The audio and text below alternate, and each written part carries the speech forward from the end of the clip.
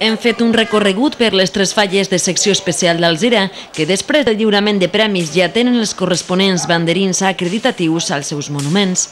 Són molts aquells que han aprofitat el matí per conèixer els 3 millors monuments d'Alzira. La falla Camí Nou ocupa enguany el 3è lloc al podi, amb el monument de l'artista faller Carlos Donet i el lema Tentacions. El seu monument infantil de l'artista Bernardo Estela ha aconseguit el 2è premi. La següent parada la fem davant el monument de Plaça Major, amb el lema Alzirenys pel món, de l'artista José Vicente Sánchez. La comissió ha aconseguit alçar-se amb un 2è premi.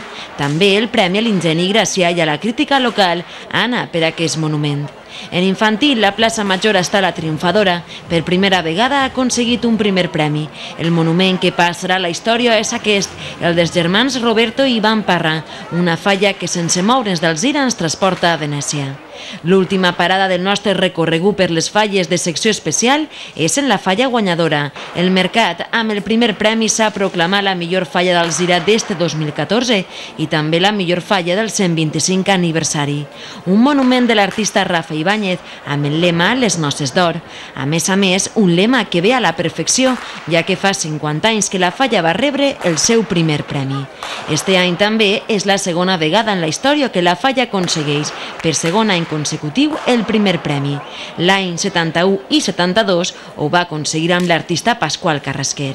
El seu monument infantil amb el lema Mami Natura, també de l'artista Rafa Ibáñez, s'ha hagut de conformar amb el 3è premi de secció especial.